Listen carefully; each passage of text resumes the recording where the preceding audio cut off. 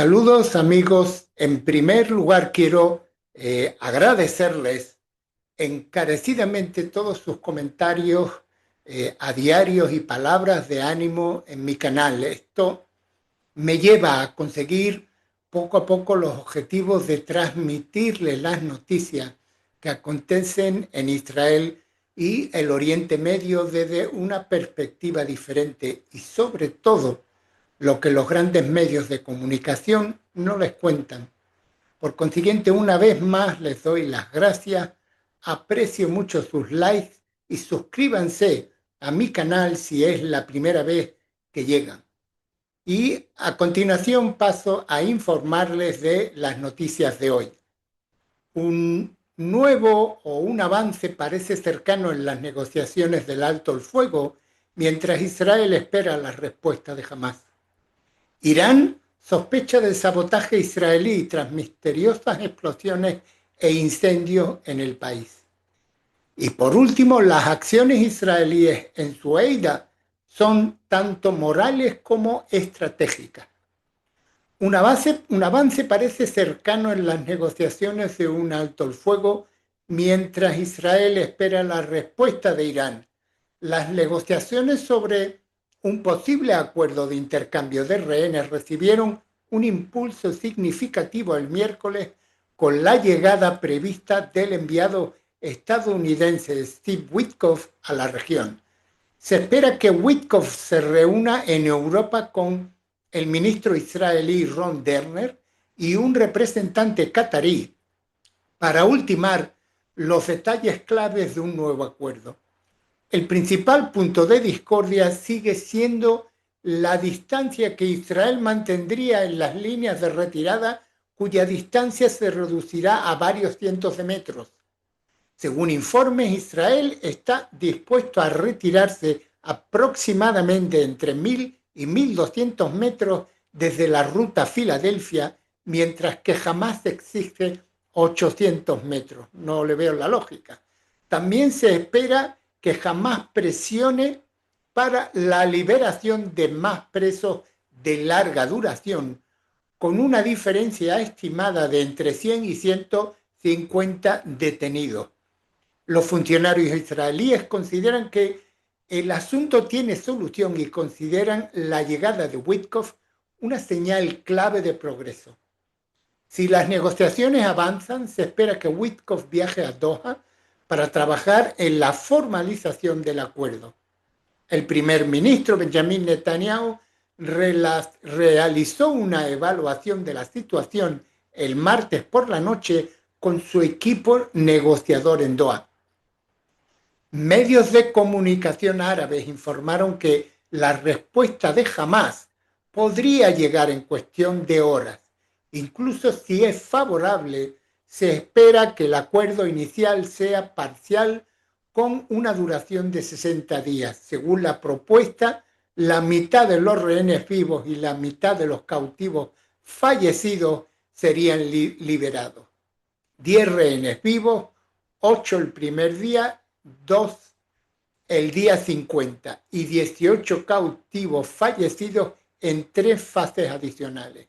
El acuerdo incluye disposiciones para continuar las negociaciones sobre el fin total de la guerra y la liberación de los cautivos restantes. Jamás exige garantías de que el alto el fuego temporal se extenderá más allá del plazo de 60 días hasta que se alcance un acuerdo integral. Los términos exactos de dicha garantía siguen siendo objeto de debate. Mire, como yo siempre le digo, yo estoy aquí para informarles y no para formarles, pero desde mi punto de vista, esta es la historia de siempre. Ojalá que esta vez haya algo de verdad en este acuerdo con estos terroristas de Hamás. Por otro lado, Irán sospecha de sabotaje de Israel tras misteriosas explosiones e incendios en el país. Una serie de misteriosas explosiones e incendios han golpeado a Irán en las últimas 2 semanas, incendiando edificios residenciales, refinerías petroleras, una carretera cerca de un importante aeropuerto e incluso una fábrica de zapatos. Las autoridades iraníes han desestimado públicamente los incidentes calificándolos de coincidencias o atribuyéndolos al envejecimiento de la infraestructura. Esta respuesta parece tener como objetivo calmar la ansiedad pública tras la guerra reciente en la que, según informes, la Fuerza Aérea Israelí tomó el control del espacio aéreo iraní durante un conflicto de 12 días. Sin embargo, The New York Times informó el miércoles que 3 funcionarios iraníes, incluido un miembro del cuerpo de la Guardia Revolucionaria Islámica, cree que muchos de los incidentes fueron actos de sabotaje. Sospechan de Israel, que tiene un largo historial de operaciones encubiertas dentro de Irán, incluyendo asesinatos y atentados. Un funcionario europeo involucrado en asuntos relacionados con Irán también afirmó que considera los incidentes como un sabotaje que probablemente involucraba a Israel. Si bien ninguno de los funcionarios presentó pruebas que respaldaran sus afirmaciones, las autoridades iraníes no han ofrecido una explicación convincente del aparente aumento de explosiones de gas, que según informes ocurren a diario en todo el país. En fin, esto es lo que los medios de comunicación no cuentan, que está ahí detrás, que es algo que tanto los iraníes como el gobierno iraní, la Guardia Revolucionaria, no puede, no quiere que salga a la luz, porque eso corresponde a un ataque hacia Israel. O sea, tendrían que estar otra vez en guerra con Israel y por ahora ese es un tema que no consideran. Es por esto que van de alguna forma no informando, pero cada vez hay más de estos pequeños ataques. Ahora mira, les quiero leer las acciones israelíes, volvemos a Siria. En su EIDA son tanto morales como estrategias. Les voy a dar un resumen de una persona que se llama Amos Yadlin y es el mayor general retirado, ex jefe de la Dirección de Inteligencia Militar de la FDI. Y él comenta que la semana pasada, a solo unas decenas de kilómetros de la frontera norte de Israel, se produjo una brutal masacre en la provincia de Suweida, en el sur de Siria. Las víctimas pertenecían a la minoría drusa del país, como ustedes saben, una comunidad de habla árabe que resiste desde hace mucho tiempo en la región y defiende la soberanía de los estados donde residen, entre ellos Siria, Líbano e Israel. Ante las desgarradoras imágenes de secuestros, ejecuciones, violencia masiva, Israel optó por actuar. Lo hizo con cautela y proporcionalidad, primero enviando discretas advertencias al régimen sirio y luego lanzando ataques limitados contra las milicias yihadistas en Sueida. Cuando estas medidas fracasaron, Israel intensificó sus ataques, atacando al Ministerio de Defensa y al Estado Mayor sirio en Damasco por primera vez desde 1973. Ese ataque fue efectivo, contribuyó a un alto el fuego negociado con el liderazgo estadounidense por el secretario de Estado Marco Rubio y el enviado especial Tom Barak.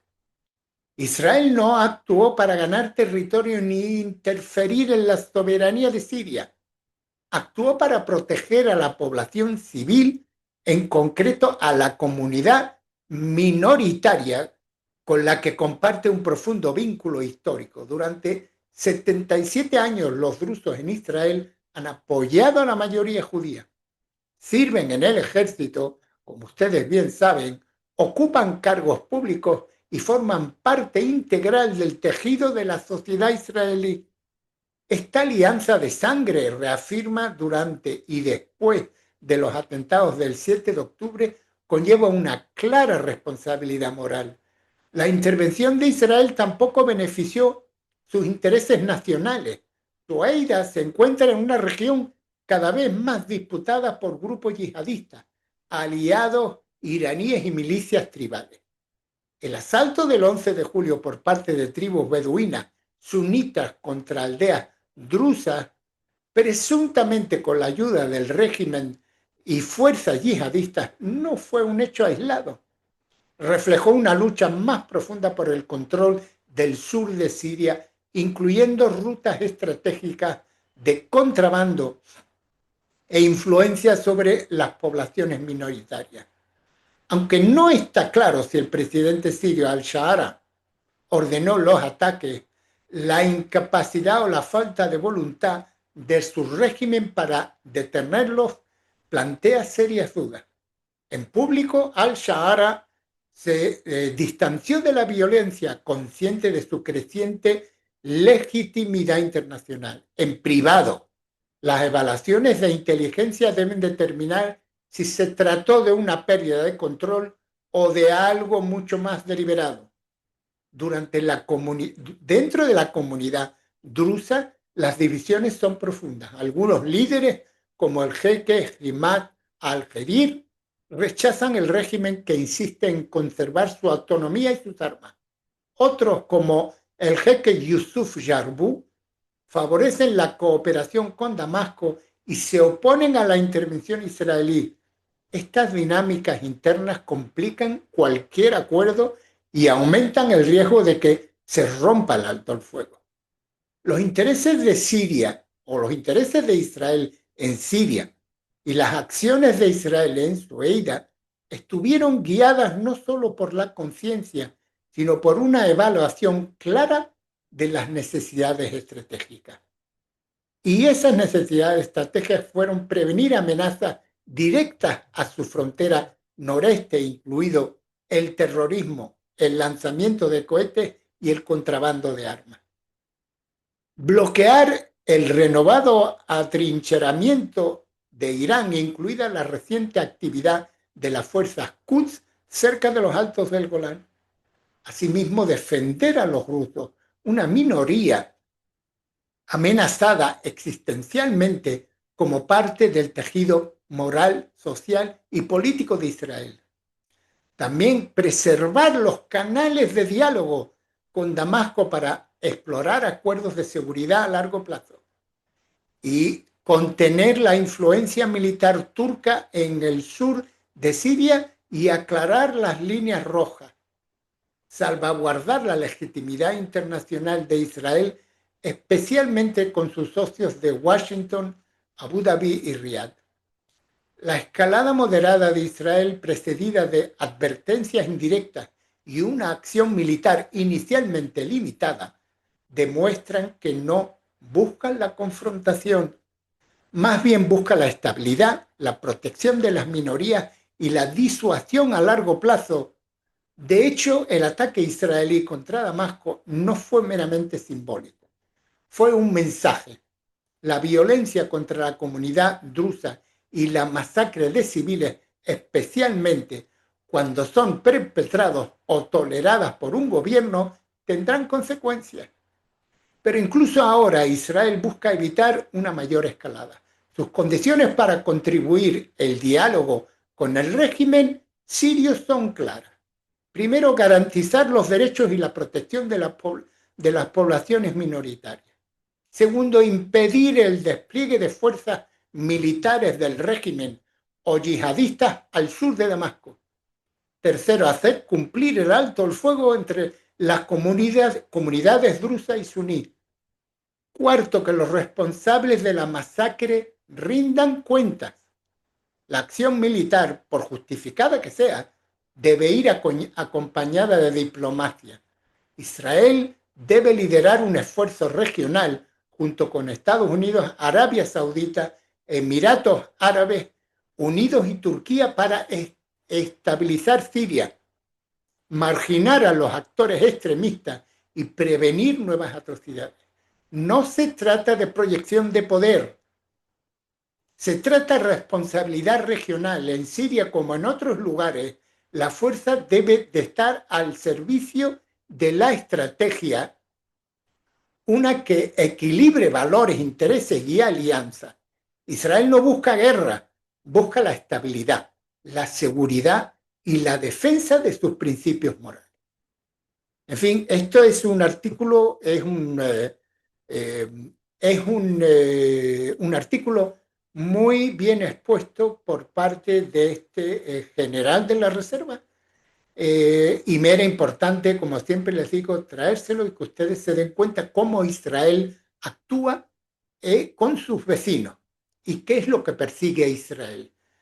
Esto ustedes no lo van a ver y por eso yo se los cuento. En fin, nada más por el día de hoy.